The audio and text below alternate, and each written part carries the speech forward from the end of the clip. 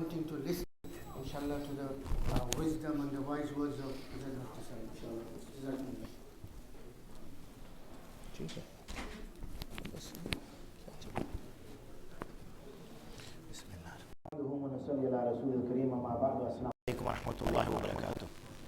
And Jazakumullah khair for staying behind.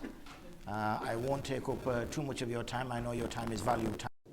And I also believe that 20 minutes, 25 minutes, maximum half an hour is more than sufficient time to get the juices flowing so we can focus on what we need to focus on.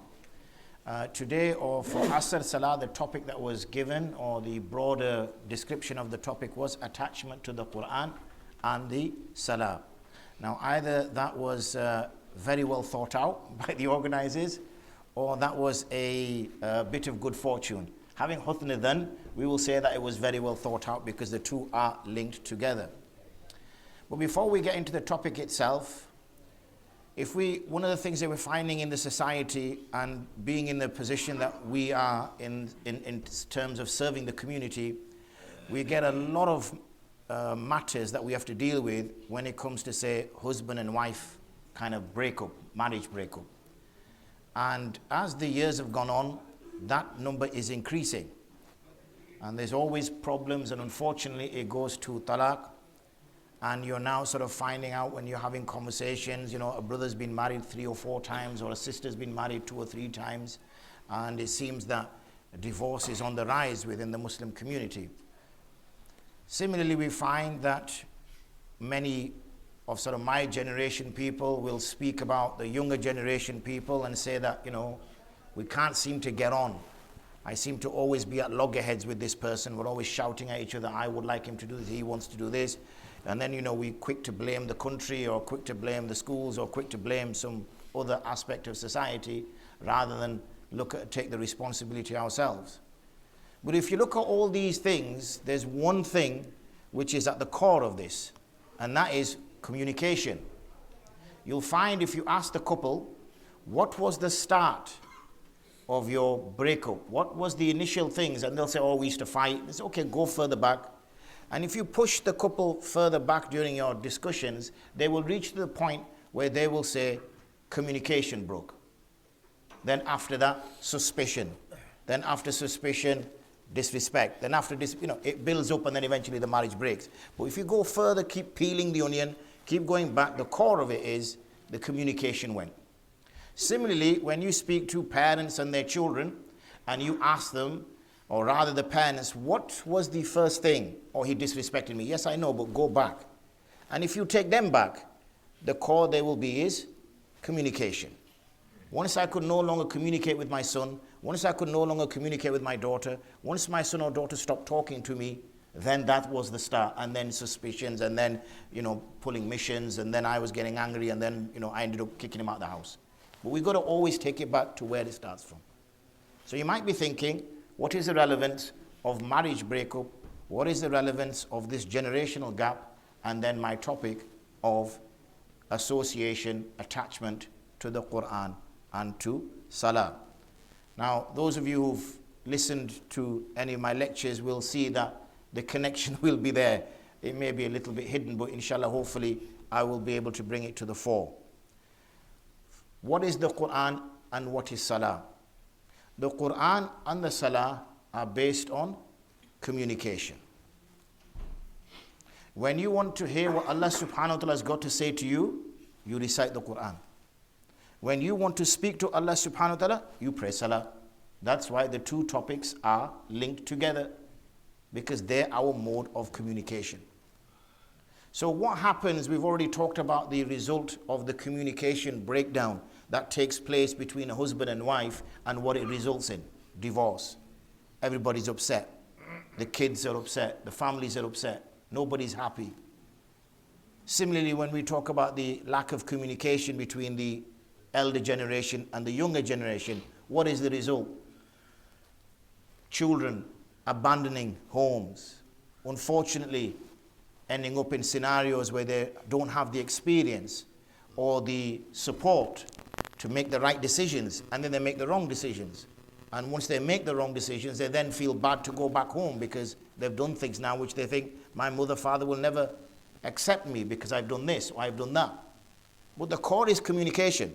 So what is the result if our communication breaks down with Allah? Now, when we speak about a husband and wife, we're speaking about individuals who are equals. The husband benefited the wife, and the wife benefited the husband. So it was a mutually beneficial relationship. Both gained. Similarly, when we talk about parents or the older generation and the younger generation, again, it's mutually beneficial. It might be that the older generation is invested at the beginning. But then eventually that pays back. And when we start getting a little bit old, start getting a little bit crooked, then we expect those young children that we raised to now look after us like the way we looked after them. So it's a mutually beneficial relationship. But our relationship with Allah subhanahu wa ta'ala is not of mutual benefit. It is solely for our benefit. Allah subhanahu wa ta'ala does not benefit from our salah. Allah subhanahu wa ta'ala does not benefit from our zakah. Allah subhanahu wa ta'ala does not benefit from anything we do for him. The only individuals is us. So if we can understand the marriage breakup relationship, and some of us may have gone through that, or some of us may know a close family member or friend who's gone through that, and we know the difficulty that person faced. And similarly, when we try to explore the relationship breakdown between a parent and a child, and we may have experienced that, we may have family or friends who've experienced that, we know the devastating effect it has on that person. That guy doesn't care what he looks like. He's always upset. He's always always thinking, always worrying. He hardly taking care of himself, whatever. And he's so preoccupied in this problem that he's stuck in. So how do you think the person will be when it is that he breaks his relationship with Allah subhanahu wa ta'ala? When everything that that person has in his life is because of Allah subhanahu wa ta'ala. When his health, his wealth, his family, everything, there's not one aspect of his life that is not that Allah subhanahu wa ta'ala has been involved. And he breaks that relationship. He detaches from the Qur'an. He detaches from Ṣalāh. He breaks his link. The link that he spent a great deal of time in forming. Sometimes when when you're younger, you have a close friend that literally if you don't talk to him in a day, you feel like they're strangers. So the next time you see him, it's a bit awkward, you got to get kind of that, all right, okay, so how are you? Yeah, you're all right. And you got to kind of go through the ice period for a little bit, and then it's back to normal again, where it's just, like your two brothers, like it's normal. So we've spent a great deal of time, or have done over the 25 days, in forming our relationship with Allah subhanahu wa ta'ala solely for our benefit. We're now entering the last 3-4 days of Ramadan. Now, we forget quite quickly, but let us recap where we were last Ramadan. Maybe similar time on the 25th of Ramadan. And what did we think about then? What did we think about then? Did we also have these, were we also praying all our salahs in jama'ah? Had we dealt with some of our qadha salahs? Were we on a kind of a spiritual high? What was our recitation like? Had we completed one Qur'an? We may have started before Ramadan with big aspirations that I'm going to do 5 khatams this Ramadan, or I'm going to do 8 or 10 or whatever. Obviously after day 10 we kind of recalculate based on current projection. It's not working out as well, but at least it's there. And we have, we are very successful. We know that because when we picked the Mus'haf on the 1st of Ramadan and we found our Mus'haf mark, it was where we left it last Ramadan. So we think, okay, inshallah, I will move forward. What's to think that this Mus'haf mark that you leave, inshallah, on the 29th of Ramadan, a little bit of a prediction there for you, that you leave on the 29th of Ramadan in your Mus'haf, that is going to be the same place you will see it on the 1st of Ramadan, 1441, if Allah subhanahu wa ta'ala gives us the fortune to be alive. So what happens then if our relationship deteriorates with Allah subhanahu wa ta'ala? What happens if our relationship breaks, God forbid, with Allah subhanahu wa ta'ala? Well, we've seen the outcome of relationships of a worldly sense. We've seen that you have close friends, you have close family members. Now imagine they stopped communicating with you. Imagine they started to ignore you. Imagine they started to disrespect you. Imagine they considered you not to even exist anymore. How would your relationship be with that person? It could be our wife, it could be our child, it could be our parent, it could be a very close friend. This is why our link with the Qur'an and Salah has to continue. Because all it means then is after we break this link, we break this bond, and only we will suffer as a consequence. So the question arises, because I wanted this second session, as in when I was here 3 weeks ago, I wanted this second session to be more, not just you listening and me talking, but I wanted it to be more engaging, interactive. I have a teaching background, and they say that passive learning is the worst type of learning. So when you sit there with your mouths open, it's not because you're in awe of me. It's not because you think, wow, this guy speaks really well. It's because you're falling asleep. Okay? And that's why your jaw is dropping. It's not that I'm speaking in a jaw-dropping fashion. It's because you're falling asleep. After about the 25th minute, your eyes start getting glazed over. You start to struggle what it was I was actually talking about. What was this brother's topic? It starts to get a bit cloudy. So we need to interact. If we want this Ramadan to be different than the Ramadan previously and the Ramadan before that, then we need to look at, I do not know each person's dilemmas. I do not know each person's situation. I can speak in a general way, and I assume from what I'm saying, it will target most people. But that doesn't deal with your personal issue. It doesn't deal with your personal issue. It doesn't deal with anyone's own situation that they're in, that they need to somehow overcome that. So the question I will put to you, so let's do a little bit of engaging with the audience. So the question I will put to you, gives me a little few seconds to get some air and some oxygen, is how are you personally going to ensure that your link and association with Allah subhanahu wa ta'ala continues? And I will obviously carry on reading the Quran. I know that's the answer. I will obviously keep praying Salah. I'm going to say to you, how? We know what the answer is, because I've just explained it to you. I've already given you the answer. I'm asking you is how? You know your lifestyle. You know you're going to get back to your 9 to 5 or whatever else it is. Do they work longer hours in London? Okay, you're going to get back to your 9 to 18 or whatever it is. Whatever hours they do here in London. And then you're going to go back to your normal routine. So how are you going to bring this into your normal routine? So I'm going to leave that with you, inshallah. I'll give you a few minutes. And then please, don't be shy.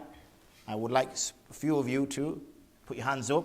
And maybe those of us who are struggling for ideas, maybe some of us can give those ideas, inshallah. So I'll give you a few minutes. And you can talk to the person next to you. Look at that. So pick the person sat next to you wisely. Try to find somebody who's got good ideas. So I allow you, just confer with the person. You don't need to open a buzz. How are you going to ensure that you will maintain that relationship that you have made with Allah subhanahu wa ta'ala? Look how the masjid is full, mashallah, after Asr. Will that be the case in Shawwal? Will that be the case in Dhul Qa'dah? Will that be the case in Dhul Hijjah? Will that be the case after that? If not, why not? What can you do? What can the masjid do? Can you have little circles? I'm going to open it up to you. I'll give you a couple of minutes, inshallah. Bismillah. Let's not pretend to be shy.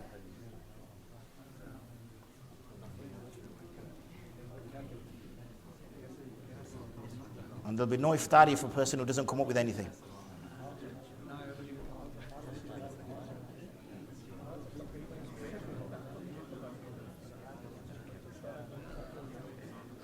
So some, mashallah, engaging with the process. Some setting up an objection to it. Some of us in denial.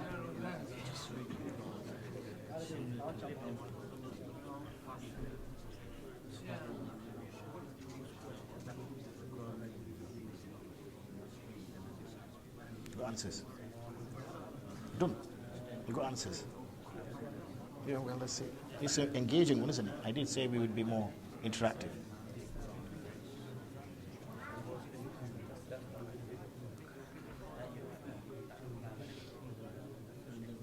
Another minute. Go on, youngsters.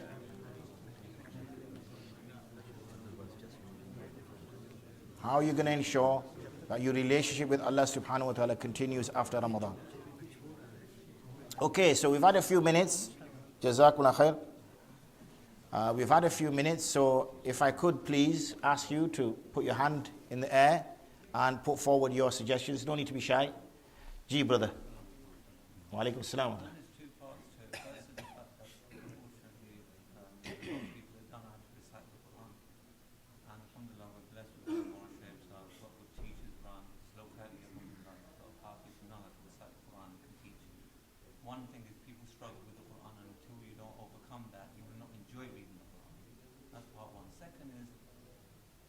was speaking to a brother Majid when about Allah accepted the one. Amen. So we're just reading the translation.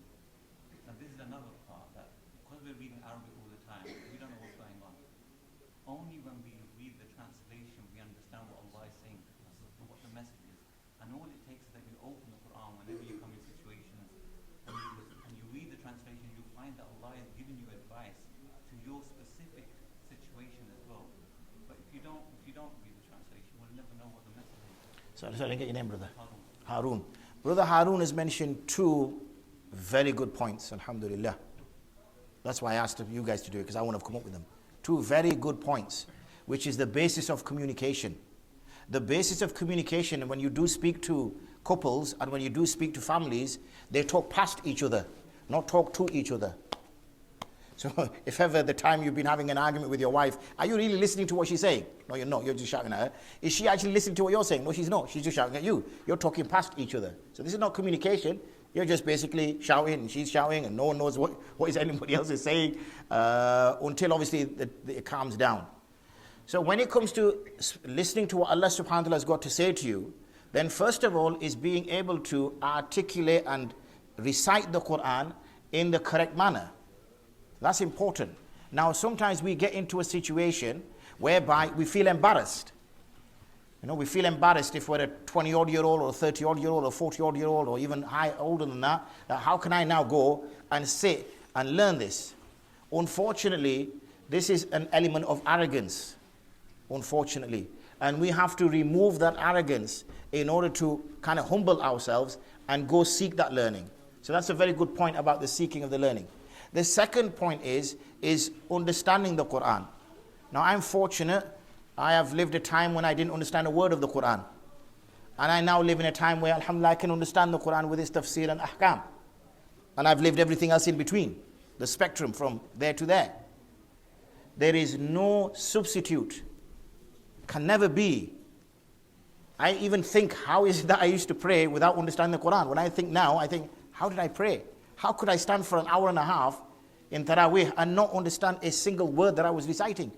How did I do it? What level of strength I must have had, strength of faith and conviction in my iman to stand for an hour and a half and not understand a single word apart from Allahu Akbar every now and then as to what Imam Sahib was saying. And this is unfortunately what we've accepted because of the way we've structured our education. So what we do is when we're children, we feel obliged as parents to send our children to maktab. So when our children go to maktab, then we feel obliged that they should be able to recite the Qur'an. As soon as one khatam is done, that khatam is unfortunately, it doesn't mean that, alhamdulillah, the person has recited the Qur'an. It means khatam, that's it, no more.